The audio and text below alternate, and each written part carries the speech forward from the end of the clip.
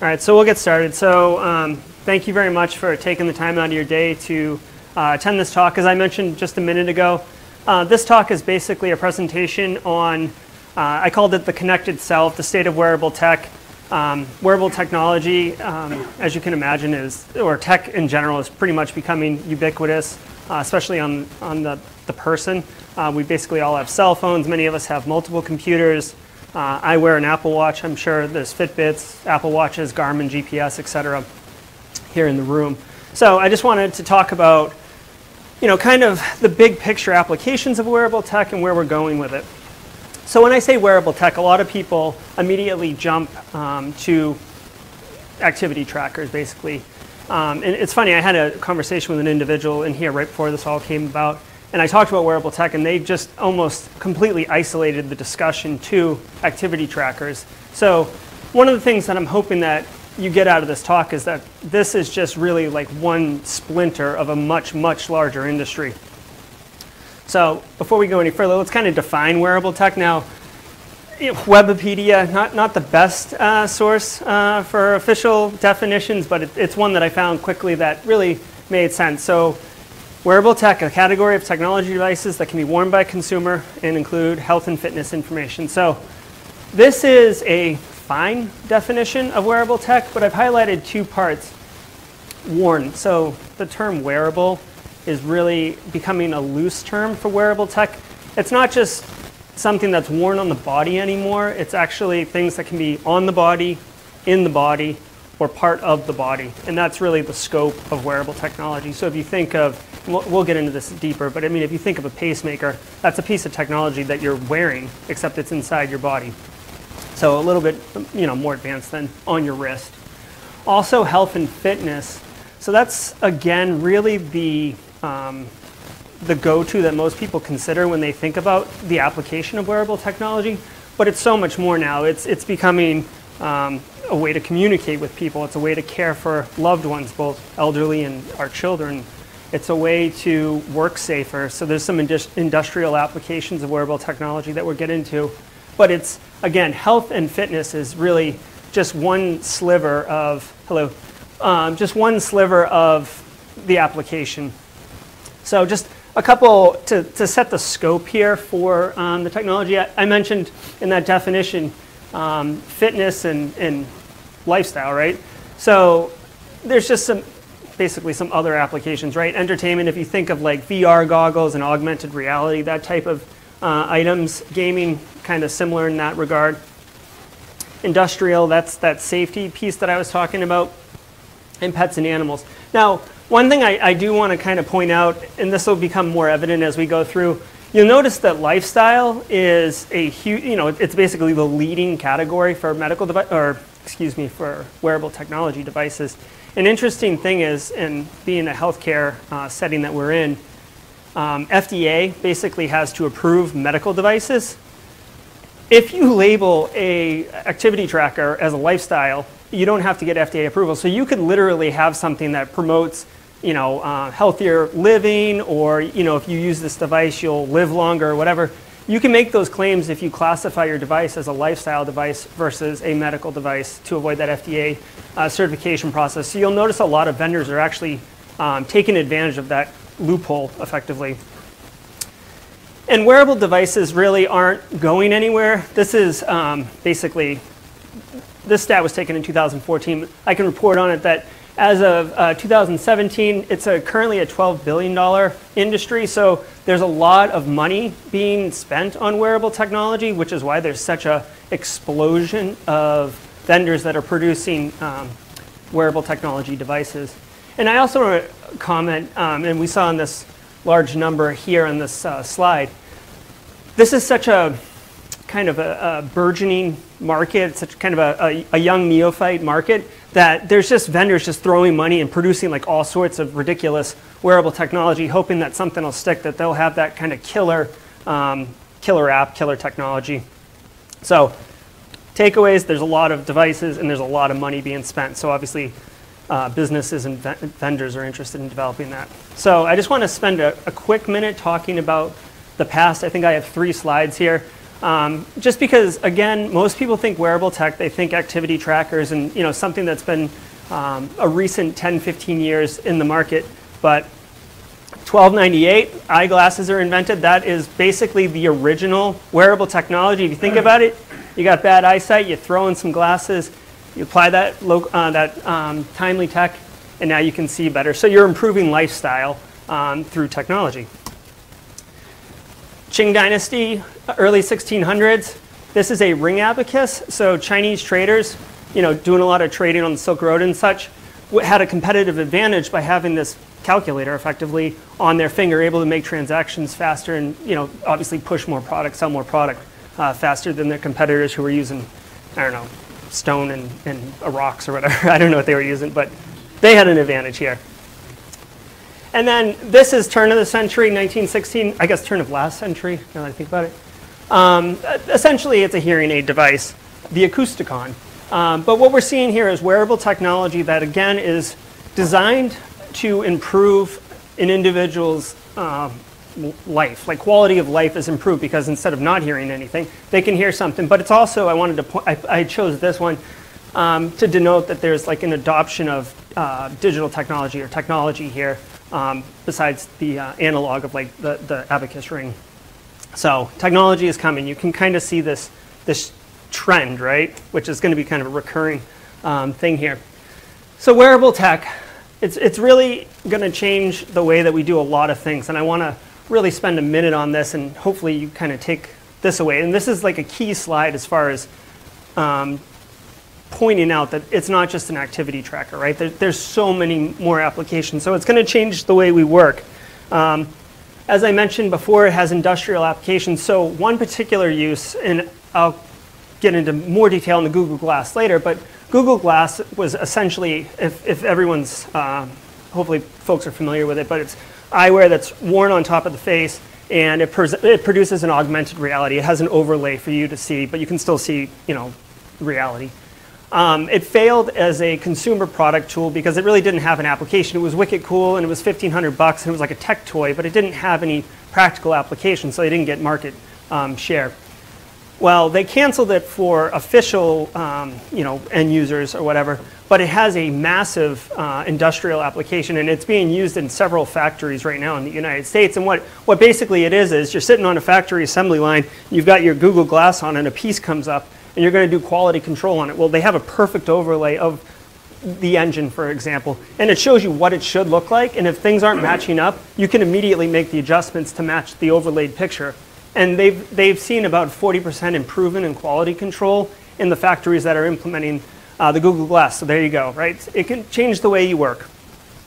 Also, I wanted to point out from a safety perspective, this is kind of sad, but it's a cool development. If you think of an industrial factory, there's like this yellow tape on the ground, and you don't cross that because there's like swinging robot arms and stuff like that. Well, it requires someone to physically see the tape, right? So unfortunately, industrial accidents happen. If you're wearing a piece of technology and there's like this geofence and you walk by it and it starts vibrating, you immediately know that you're supposed to back up, right? It's kind of the same technology that you put on a dog collar to keep them in your yard, except it doesn't zap the industrial worker. It just kind of gives them a little notice to move along. It's going to change the way we live. Obviously, not obviously, but many of you might be familiar with like exoskeletons. Like Tom Cruise was in a movie a couple years ago that made it really fantastic that you could make a super soldier with it. But paraplegics are able to wear exoskeletons and start walking again. So there's like some really cool applications for that.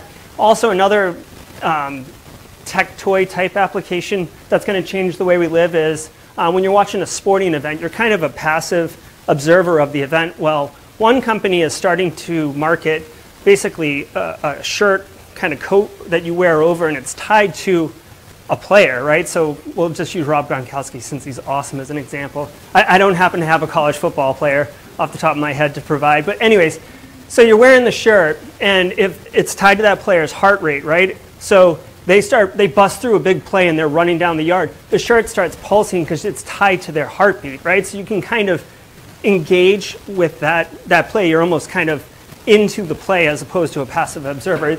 it's kind of a wonky, gimmicky type application, but you can just think it's kind of a test case of ways that they could be brought in. It's going to change the way we communicate. So as another silly application, again, this is all still like very early as an industry, but if you have an Apple Watch, you can basically send another Apple Watch, like kind of, they're not emojis, but they're like these images, right? So I could send my wife like kissy lips and kind of communicate with her that I'm thinking of her. So silly, but you know, there's this way that you're kind of changing the way you communicate, kind of the way that like the phone to the email to the text, like, you know. So there's that. Also, they have shirts that you can like send a hug through. I don't know how popular those are. I don't have one. And then, yeah, so caring for loved ones, and we'll get into this in a minute, but the way that we can, you know, not just care for people in general, but like our children, Wearable Tech is providing some great opportunities to care for our children a little bit better and care for our, you know, our parents, our grandparents who might have some memory issues or some challenges of their own, and care for ourselves. So everybody wants to kind of take care of themselves. Well, with these, this wearable tech, it allows us to, and these really are the activity tracker pieces, it allows us to monitor like how many calories are burned and how often we're exercising. There's some tech that helps us monitor caloric intake and sugar intake and these type of things to make sure that we're making better decisions, maybe more health conscious decisions. So the application of wearable tech it's really a game changer, and it's awesome. So let's get into the present, right? So again, fitness, I've belabored this one enough. We all really understand the application of the fitness apps. Now, this is the Muse. This device is worn on the head. It's an EKG monitor, essentially, which that we have here at MUSC. And the entire purpose of this application is to allow you to meditate. And it's basically, it takes the guesswork out of meditation. It allows you, to shortcut having to become like really good at meditation. Essentially, you wear it on the head, and this kind of EKG graph, I'm sure there's a more technical term for it, is showing your brain activity, and you're trying to make it just zero out in the middle with super calm, super focused meditation. And if you start thinking about what am I going to make for dinner tonight, or I got that deadline on Friday, it starts, racketing, and it's almost like a game where you're trying to baseline it. And people who have used it have experienced just incredible ability to meditate in a short amount of time. So if you're into meditation, or you think that there's some value to it, that's this device for you. I just spent a minute on this. This is the Alex Super Focus Purpose. This is designed to improve posture. So essentially, you wear it behind the ears. It's kind of bulky and cumbersome, but you wear it behind the ears, and the moment your posture starts slouching, it starts vibrating and tells you to just stand up. So, again, not all the applications are great, but there's a major push here. This is the Cocoon. It's worn while you sleep. Now this one's really interesting. The function of this is it detects kind of like your current awake state, or how sleepy you are, and it'll play music and kind of, but not like your Pandora channel. It plays like soothing sounds that are basically intentionally selected to soothe you, I guess. And as you fall asleep, it detects you fall asleep, it'll mute down. And then if it detects you rustling, and I guess people wake up 6-7 times a night and don't even realize it, it'll start playing the soothing music again. And its whole marketing shtick is that it will give you the best night's sleep because it's actively working to give you that good night's sleep. Again, haven't tried any of these, but that's what the vendor told me, right? This one starts to get a little bit more invasive. This is called the Think, okay? It sits on your forehead, very, very inconspicuous up there, right? This black band running behind the woman's ear is attached to a node at the end that's basically like the size of a dime, and it sends electroshock signals, right? Now, apparently, I'm not a clinician, apparently at the base of the neck there's a spot there, a nerve, that is somehow associated with calming effects or whatever.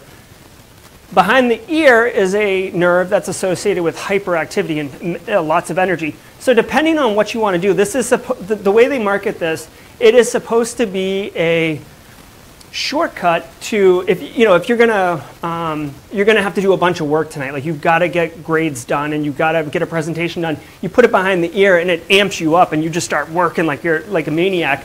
And then afterwards, like it's 11:30. You got to get to bed because you got to get up at 6 to beat traffic. You just put it on the base of your neck, hit it, and you're just like, I'm all set, right? So that's their marketing shtick. I don't know. This is one of those ones where they classify themselves as a lifestyle device, even though they're sending electroshock into your head. So I'll let someone else work the kinks out on this one. That is the Think, THYNC.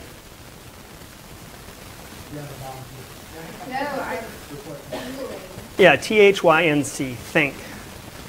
I'd be curious if they've been like bankrupted at this point because of lawsuits, but so that's that one. Oh, and this is another one. I just found this one over the weekend while I was doing some last-minute research for this project. This is really, really cool, and I think this falls into that category of safety as far as application of wearable tech. So this has been around for a few years, but it was always on the professional motocross circuit in Europe. But now they're starting to bring it to the masses or common folks. Essentially, this is a motorcycle jacket with an airbag built into it. So if you think about being in a motorcycle accident, you have zero chance, right? Especially in South Carolina, where you don't even have to wear a helmet, apparently. So you get jettisoned off the bike, you're pretty much just hoping to land in something soft, right?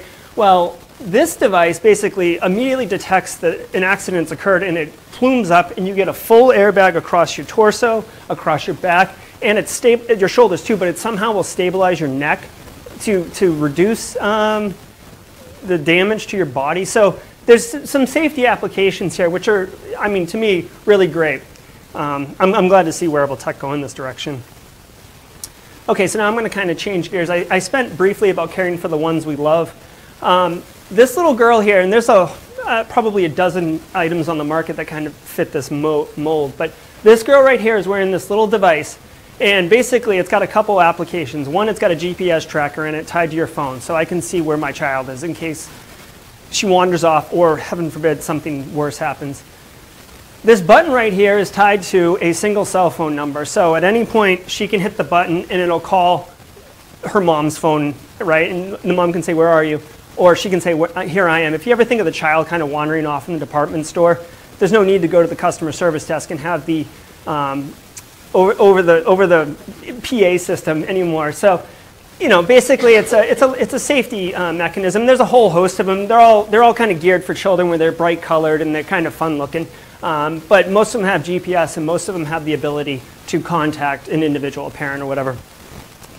Also, I wish I had changed the slide. This slide looks so creepy, but the basic point of this is a piece of wearable tech that's really marketed towards individuals who are responsible for other individuals who have Alzheimer's disease. So Alzheimer's is a terrible, terrible disease, but it's not uncommon for individuals with Alzheimer's to just wander off, walk right out the front door and just wander away. Well, I mean, you put that wristband on them, or the watch, there's a good chance they might take it off because it's foreign or they just don't know. With this is a GPS unit that sits in the sole of the shoe, so you just slide it into the sole. It's very discreet, which means you could really abuse the application of this, but let's just keep it to Alzheimer's patients. So you put it in there, and it provides real-time GPS location. You can also set up geofencing, as I mentioned before. So you kind of set a perimeter around the yard, and if the individual that you're caring for wanders off, you can immediately get a text message or alert, and you can intervene immediately instead of waiting until you show up to bring them dinner and find out that they've been gone all day. So really, really good use of technology. Can be abused like any other piece of technology. All right, so applications. Fido, right? I'm a dog person personally, which is why I work this in. There's a whole line of wearable devices for pets and animals. This one, again, it's more of a tech toy. This is essentially like a Fitbit for your dog. It'll track how much exercise they're getting, how far they traveled that day, whether they're asleep, whether they're awake.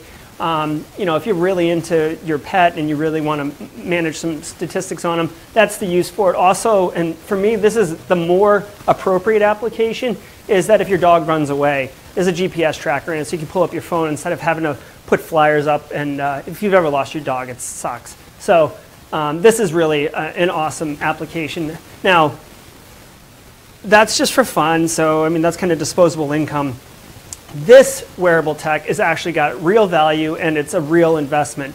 So in the agriculture industry, farmers grow crops, but there's also a whole livestock angle to the agriculture industry. And this is basically the bread and butter and the lifeblood of a cattle farmer.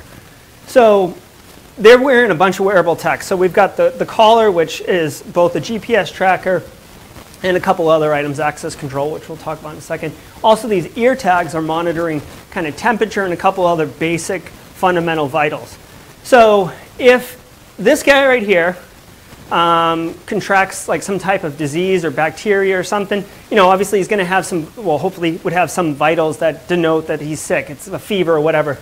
The farmer can immediately identify that this issue is here and remove this cattle from the herd, further preventing, cross-contamination and infection. So there's a lot of, interest and value to protecting that investment, which is this cattle. As I mentioned before, the GPS, so if they're going to bring in all the cows, they can let them free range, which is apparently costs $5 more a pound. They can let them free range and then make sure they get all their cattle in. Also, with access control, I mean, these are basically like swipe badges for these guys. So they're walking in. If the farmer wants to say, like, all right, we're only going to do 25 per pen, on the 25th one, it's registering clicks. On the 25th one, the gate just automatically closes and the cows just start migrating into the next gate. So there's some really cool, really transparent applications of technology, even at the agricultural level. Imprivata, I don't know if anyone's had the experience or the pleasure of using this here at MUSC. It sucks, is that right? Sorry. No, that's all right. Steve Cardinal said that. For the recording, Steve Cardinal said that. No, so I'd be interested on your feedback after this because we haven't gotten any feedback on this. But anyways, at an absolute basic level, regardless of the vendor, I just grabbed this because I knew we were using it here. And this is kind of a loose use of the term wearable tech, but we all have to wear these badges to identify that we're staff and faculty and employees and whatever, and that we work here. It gives us physical access. It lets other people know that we are appropriate. Well, this piece of technology, if you've ever had to log into a computer, which inevitably we all have, allows you to walk up and basically tap, and it's a different form of authentication to the system. You can picture this working in different ways, maybe a retinal scan or whatever, but basically it's just replacing the need to type in and recall a password. So a little bit loose wearable tech, but the version of access control is what I really wanted to focus in on this. And there'll be a slide later where there's actually people who are inserting, within this there's an RFID antenna, which is how the technology works. There's people who are actually inserting RFID antennas into their hands. Yeah, we'll see it in a second. But basically they can just walk up and go like this, and it'll open, right? So the coolness of it, but we'll get into there in a second. There's an X-ray slide in here that's pretty good. Okay, so yes, right. So all right. So we've already defined wearable tech has a lot of applications, and it's a big business, and basically it's all about making the experience a little bit more easygoing. You're wearing it. You're not having to actively engage your hands or whatever. So at Disney right now, if anyone's been there in the last couple years, they have this technology. It's got a funny name. I can't remember what it is right now, but it's a catchy, snazzy name, where you basically wear this wristband, and it becomes both your ticket, your hotel key, your credit card. I mean, it's like you can wait in line digitally or virtually. It's that. So this thing is like a one-stop super shop, right? It's all access to everything you'd want at Disney, and you don't have to carry anything. So it's super great, right? You get in there, you get checked in, you walk right up to your room, boom, you go to the park, you get in line virtually, go grab a bite to eat, boom, pay for it, get in line, get on the ride, boom, you're good to go. Great use of technology. The problem is the technology to clone this has already been developed, right? So if you can imagine that you put this single point of convenience on your wrist and someone walks by and clones it, which is, we can talk about it after, but it's fairly trivial at this point. You could set up another one, and then if I was a bad guy, I would just clone a bunch of these and then sell them for 25 bucks a rip right outside the front gate. And you can just walk up, and now you're using someone else's credit card to pay for things. You're using someone else's ticket to access the Magic Kingdom. You could break into their hotel room if you knew what their hotel room was. Easy enough. So there are trade-offs to convenience, right? And one of the things I want to spend some time talking about is how we can move forward using wearable tech, because it's got a lot of great application, but we have to be careful from a security and privacy perspective, which we haven't even really gotten into the privacy. Yes, sir? I'm interested in the virtual waiting in line. Have you tried that? Or No, so I've talked to people who have used it. Basically, there's two lines. There's like coach, and then there's first class, right? So if you're in first class, you can use this technology, and what they'll do is they'll say like it's a 25-minute wait. Okay, let's go grab a burger, and then it'll be like at the restaurants right now. You ever gone to a restaurant and they'll just like text you when it's ready? Same principle. Your wristband will jiggle, and you're like, all right, let's go, and then you get to cut all the people who've been waiting in line for an hour. Everything's got a price, especially Disney. Okay, so what other applications? We've been talking about a lot of like first world applications, going to Disney, health and fitness, like everything's gravy, right? Well, some of the, I don't want to call them futurists, but some of the people who are in the industry are challenging vendors and innovators and developers to come up with other applications that can be used. And this is an awesome one, and it applies directly to healthcare. So UNICEF, which is an organization that helps with refugees and third worlds and stuff like that, have an annual contest where they challenge people to innovate to come up with solutions to solve problems that UNICEF has that's viable for UNICEF. So this was the winner in 2016, I believe. Basically, every year about 1.5 million children, babies, young children, die from diseases that there's a vaccine that's readily available. The problem is they don't know that this girl hasn't been vaccinated or has received the first of 3 shots of vaccination, and she has to get the second one within a month of the first one, but there's just, there's no records, they don't have Epic, there's no EMR, it's just a hot mess on fire. So it's relying on her, the mother, to remember when she got her shots and stuff like that. So 1.5 million are dying, major issue. Well, one individual developed, basically, this is like a little memory chip in a stylish piece of jewelry. Costs less than $1. It's waterproof, obviously. It doesn't have a battery. So it's got all these features that make it completely appropriate for this type of situation. This chip basically holds this little girl's vaccination history. So what they'll do is they'll walk through, you bring your child into the health tent, the clinic tent, and they just scan her little badge, and it says, okay, she's had, and this is probably, I'm not a clinician, this is probably going to butcher it, but like, all right, she's had like her smallpox, she's had the first of her Hep A and Hep B, she's had her second of Hep C, and she needs these ones right now. And they can just boom, boom, boom, boom. So not only do they give her accurate vaccinations, but it's also quicker, right? So they can process through these individuals faster. So just a great use of wearable tech. I'll just spend a minute on this. We talked about pacemakers being inside. Not a surprise, 1958, the first wearable tech, 73 grams, 35 cc's size, which cubic centimeters, I guess, right? All the way down to 35 times smaller in 2013. And I bet you, if you look, you would see that it's even smaller today. So we're obviously seeing miniaturization of technology, the application being used for wearable tech and in the healthcare industry. So as things are getting smaller, they're getting easier and easier to put in us and put on us.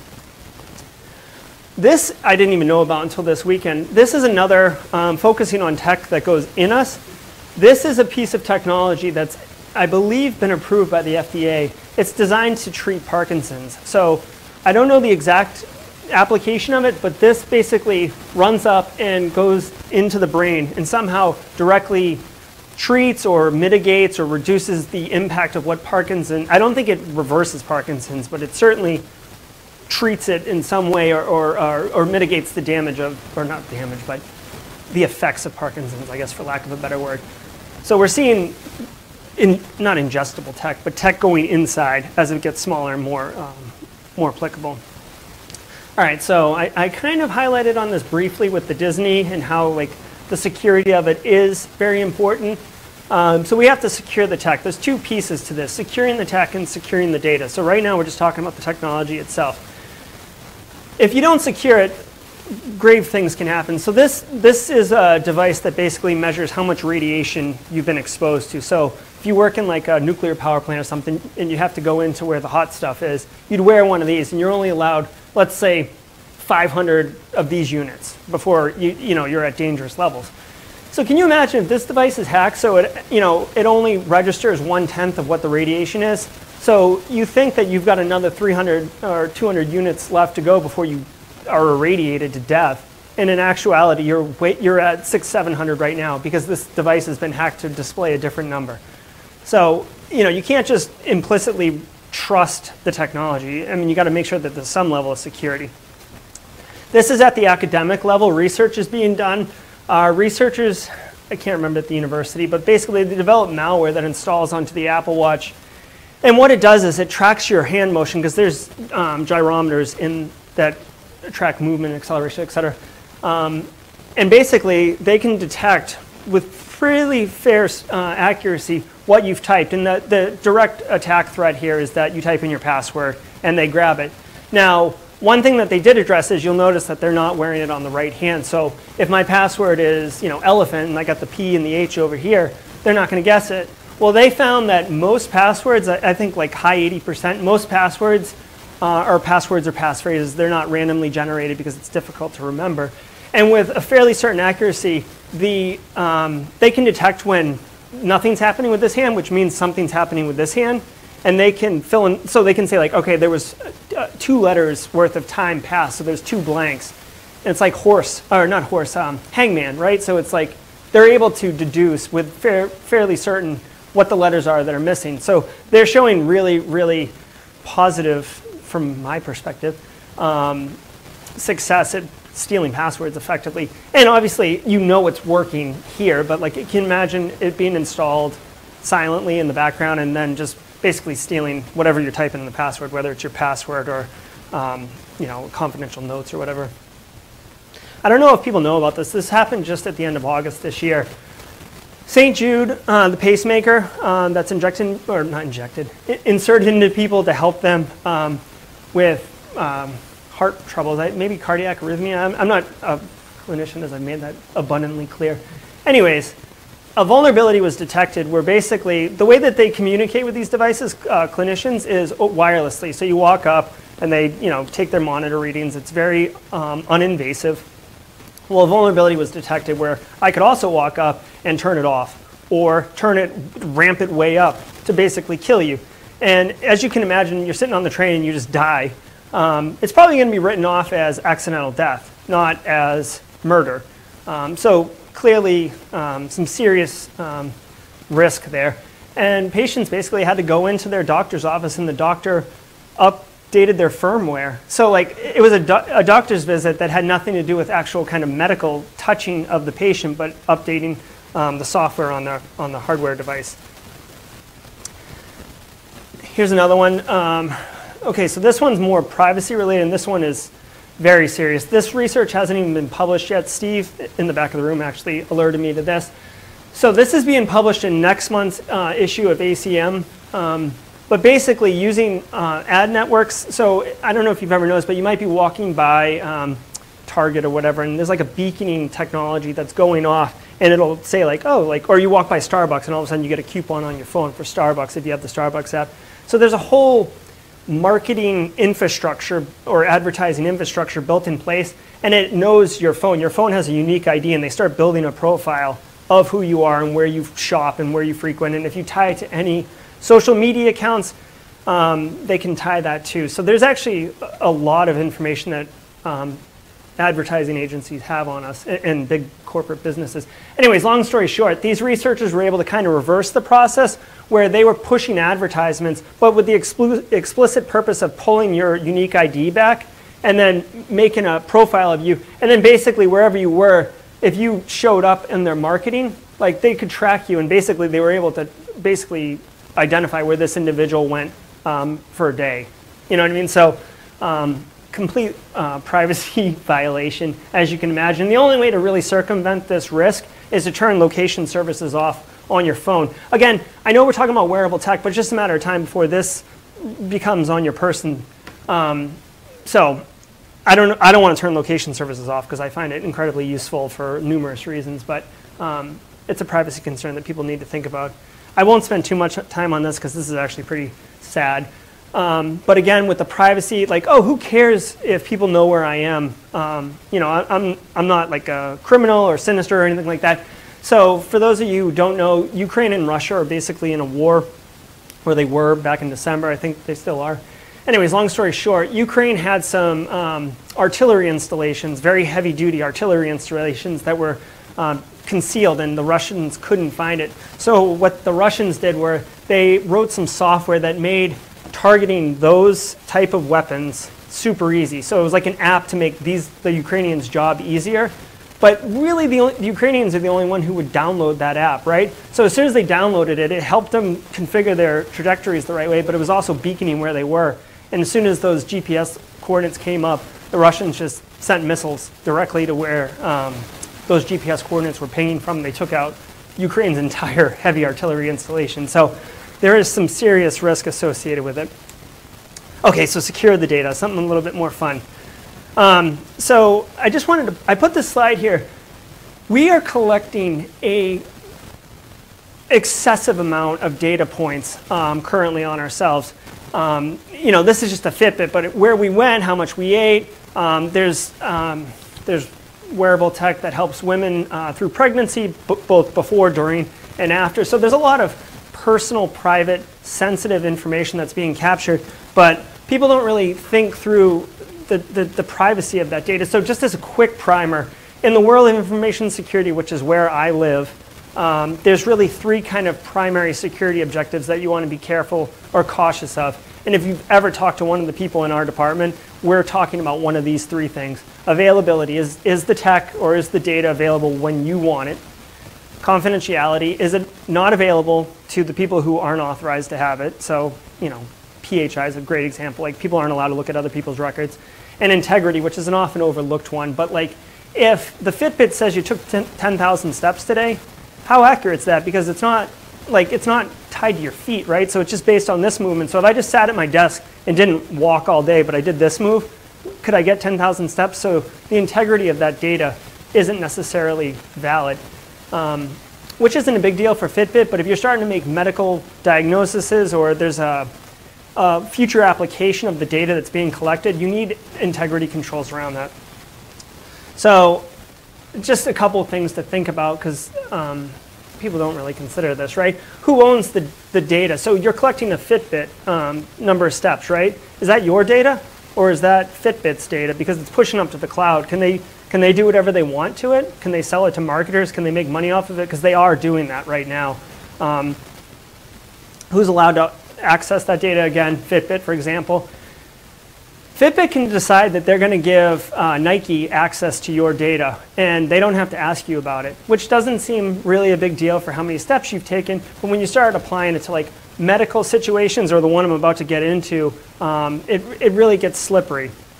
And who has the rights to your data, right? So what can you do with it?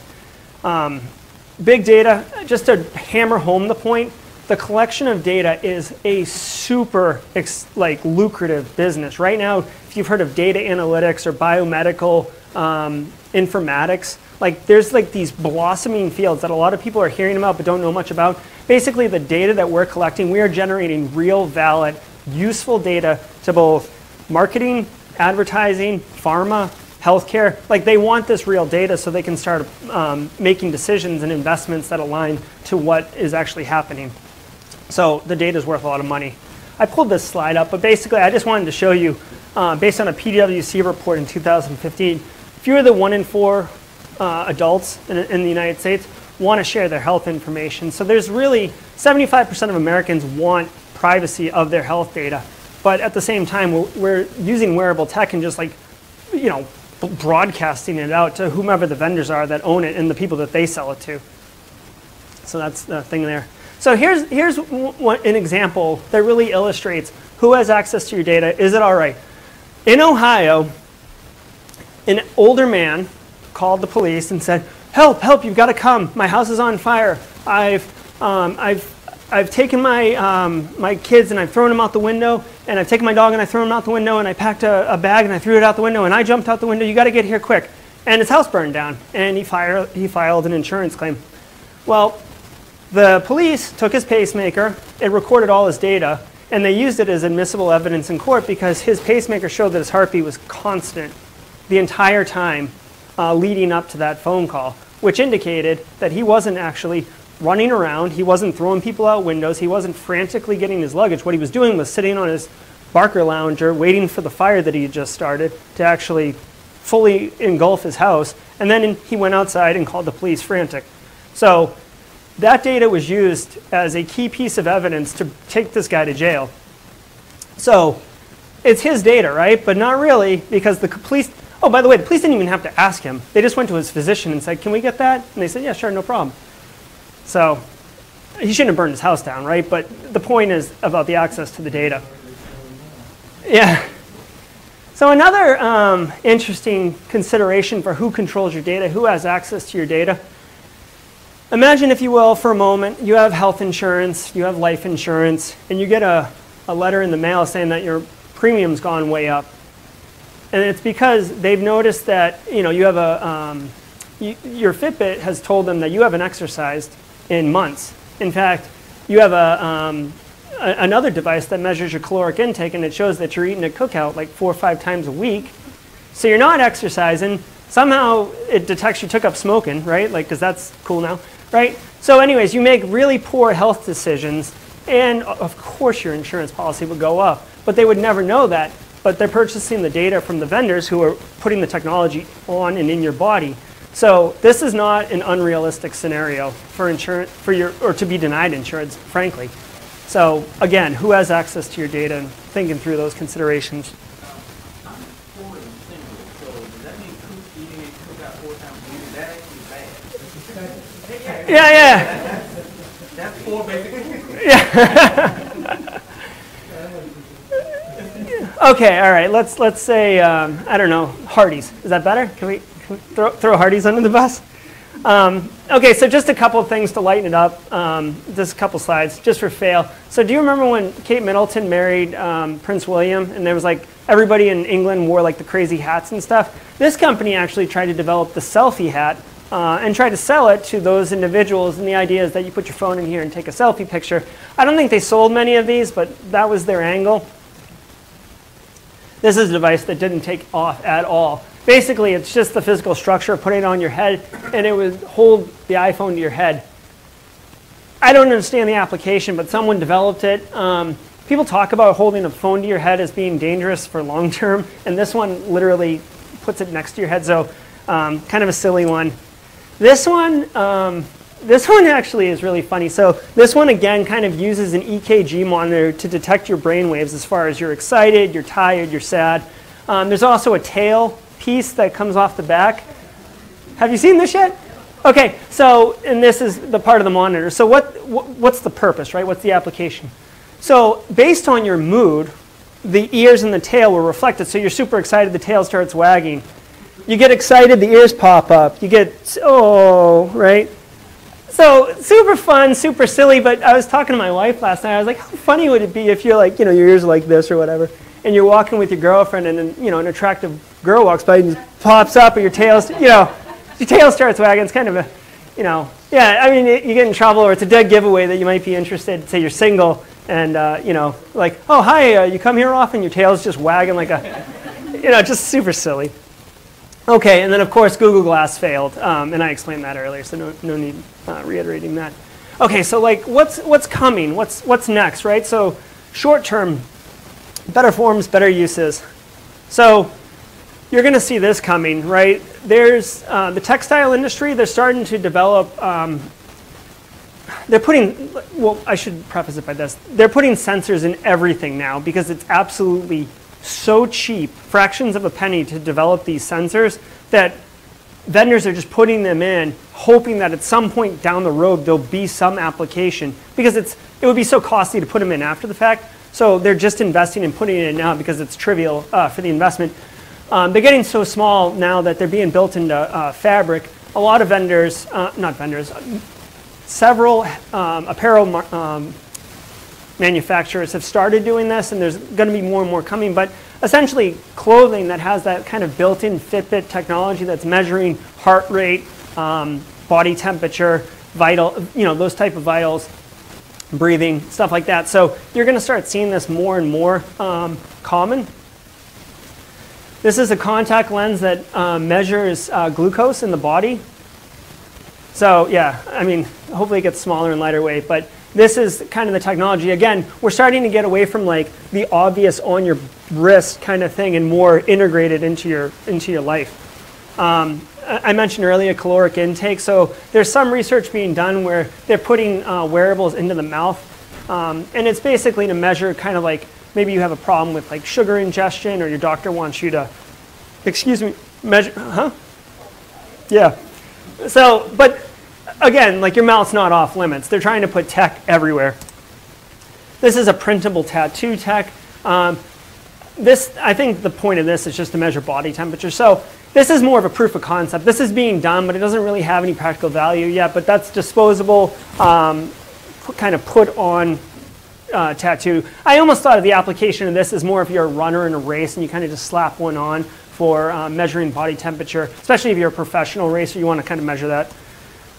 Here's the x-ray I was talking about. RFID chips in the hands. These people are called grinders apparently. But yeah, they've got tech in. This is permanently in their body. And it's an RFID chip, so you could reconfigure it to open different devices and stuff like that. But there are a faction of people who are doing this. Exoskeleton helping people walk, as I mentioned earlier. So VR and augmented reality. This is VR, but this is being used in some healthcare settings to teach and educate future physicians. Basically you can see that there's no body or cadaver or anything on this board, but the individual is able to see it. So couple use cases here. One, you can learn without much risk, right, to a cadaver or to yourself. You can set up different scenarios, and also there could be 5 people in 5 different places around the world collaborating on this virtual body, right? So really a great use of technology, and enables, it kind of eliminates the location piece. So maybe there's a cardiologist who's special in Germany, and there's another one in Seattle, Washington, and they're trying to collaborate on a special surgery. You can do that right now with this type of technology. Okay, so now this is where the talk starts going off into a little bit crazier direction, but it's something that I've thought about and I believe in. So when we think about the future of tech, I feel like a lot of people are thinking, this type of tech, right? Or this type of tech, Iron Man, right? Again, this is all, both of these situations are both physical on your external body, allowing you to interact with the outside environment. It's kind of enhancing your capabilities, but still different, not different, but noticeably separate from your body. I believe that as technology gets smaller and as it gets more and more pervasive, you're going to start seeing it becoming more into the body than necessarily on the body, okay? So cochlear implants, this has got a lot of noise, but what I really want to point out is, if you're familiar with this technology, basically they kind of put a piece in your ear, and then there's like this other device that kind of hangs off the ear, and this piece connects, this piece connects into your ear and kind of hooks into that piece of tech in your ear, and this just kind of sits up in your hair. Okay, so this is invasive wearable technology that I'm not going to say makes the individual superhuman, but it takes a person who's deaf, has no ability to hear, and allows them to hear. Essentially, the device takes in a sound and replays it into the brain, recreating it.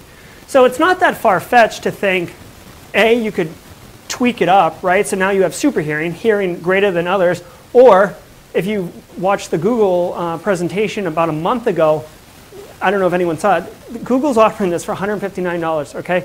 If you are familiar with Google Translate, if anyone's ever done that, you can type in anything, right? You type in something in German, it pops out in English.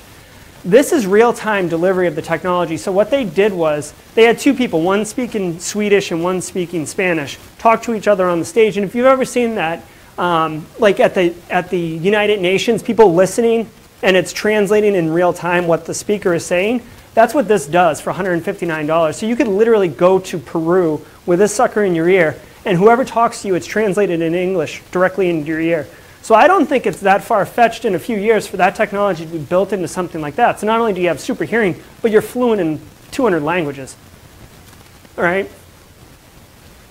For $159. It's ridiculous. I wouldn't even go learn a foreign language. I'd just buy this. Okay, so here's some older tech, right? Old fisherman, peg leg, right? Basically so he can stand up, okay? Oscar Pistorius, I don't know if you're familiar with him, world-class athlete. These legs, well, and murderer, but let's focus on the tech, right? These legs are designed off of a cheetah model. Gives him, this is a bit hyperbolic, but superhuman speed, okay? It's been reviewed and approved by the IOC and et cetera, but basically he's got superhuman speed. So I don't think it's that far-fetched because there are, you got your classic, this guy, right? The classic peg leg, right? So why not have in your closet an entire assortment of legs designed for specific purposes? So, I want to go out, I want to be really fast running, why stop at legs? Why not just have like tracks and treads like a tank? Or, climb up the side of a wall, have suction cups, who cares, right? Like once you kind of break free of the mold that it's just there for you to stand and think about the application that could be applied, it's basically your imagination is the limit. So I'm not saying you should go out and have your legs amputated, but I am. Okay, so again, further, so we, 1298, we got the glasses. Let's bring it full circle. This is actually active research that's being done. It's almost past FDA stages.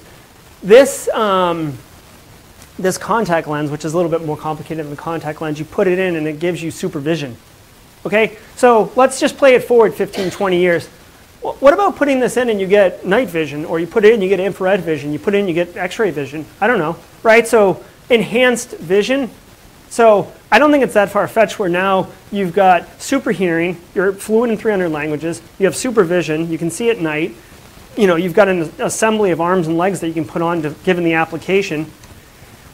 And why not this? So this device sits on your head, and this has been proven in labs where it allows you to control things with your thoughts. So you can control a mouse on a screen, you can control, there's some people who fly helicopters, like the drones. Not very well, but I mean, this is a fledgling technology. Okay, so the obvious use case that sounds great is, this is Robert De Niro in Awakenings, where he's suffering from lethargic, he's got an affliction that keeps him from moving, basically. He's alive mentally, he's there, but he can't move his body. Okay, so you put this on him and now he can start interacting with the outside world. Great application. Okay, I don't know if you're familiar with Spider-Man, but Dr. Octopus used that same technology, except he controlled an additional 4 arms.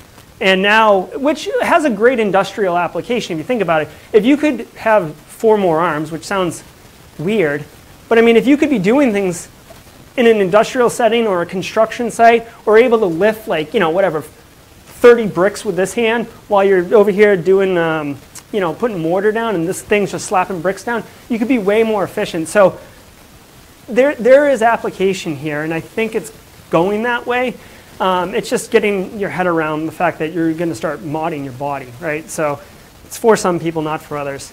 And then I just wanted to leave you with this, because this is the scene from The Matrix, if you're familiar.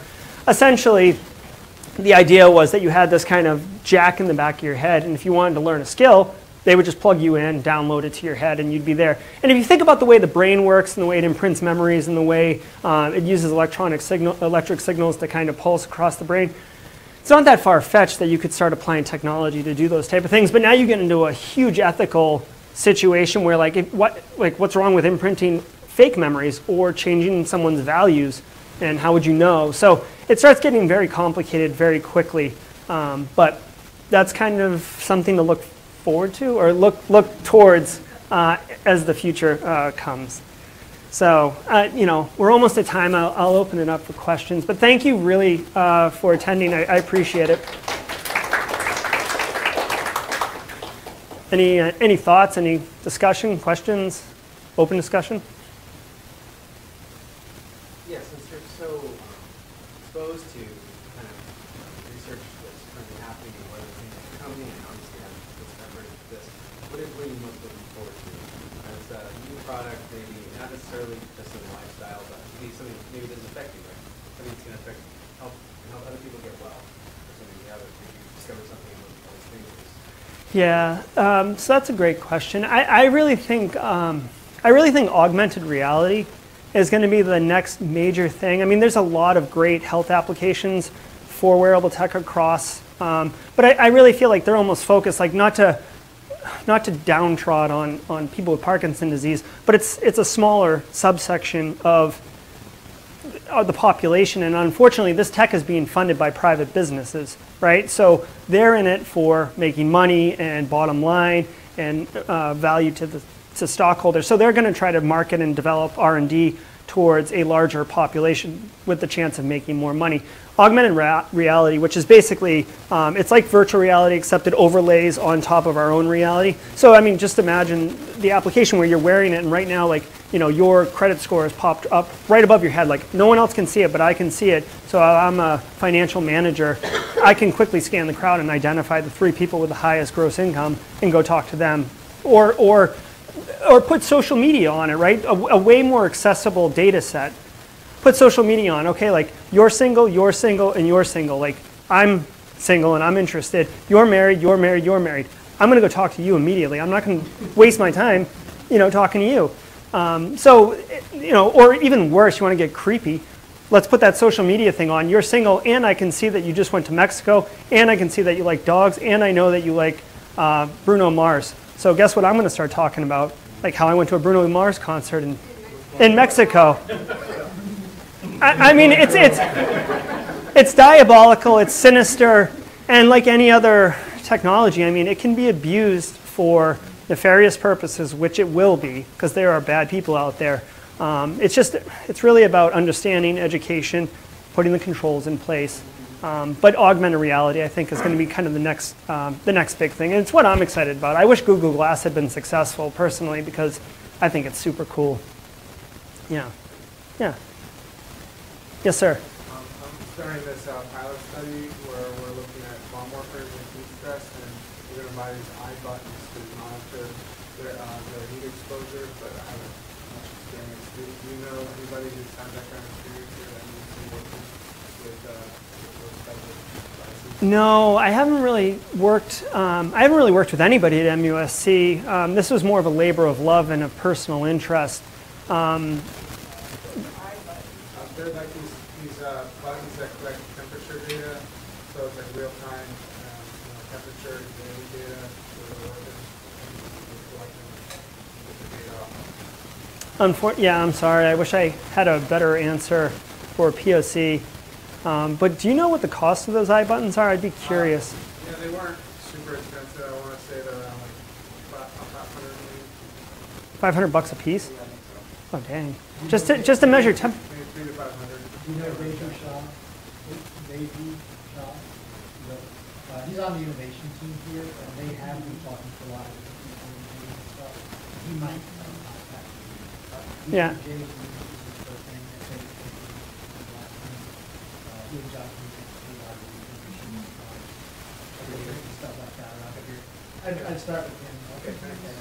I'm surprised they're so expensive. I mean, it's just capturing temperature. Yeah, we had somebody come down from Nashville and present at one of our public health seminars, and she worked with them to refer to the type of Mm-hmm. studies. Interesting. I think their study was with construction workers. You know, in the summer months, we're having more and more really hot days, and it's something to look out for. Absolutely. Yeah. If you were going to recommend a podcast to people looking for that kind of stuff, which podcast would you? Oh, thanks, Steve. So on a fun personal note, Steve in the back of the room and myself, we actually host a weekly podcast. It's focused on security and privacy, but we do delve into technology. And if you did enjoy this talk, it's pretty much a lot of that. It's for MUSC only, so you have to be on the internal network to get it, because we do talk about sensitive information. We don't reveal patient information or anything like that, but we do talk about some of the technologies we use here, some of the challenges that we experience here, what it means to you, and why, I don't know, like Imprivata, as one person in the audience put, isn't the best solution, well, we could talk to you and kind of socialize that on the podcast about why we've implemented and kind of what the benefits are over other solutions that maybe were evaluated that you didn't know about, and maybe kind of not make it a teaspoon of sugar, but maybe less vinegar, stuff like that. Anyways, if you're interested, infosec.musc.edu is our blog, like our information security office website, and Steve does an excellent job of keeping that updated with great new content quite often. But you can get the podcast from there, and you can subscribe to it if you have an Android or an Apple phone. And then if you subscribe, when we publish a new one, which happens on Wednesday mornings consistently, it'll just push directly to your phone. They're about 25 minutes long, 25 minutes.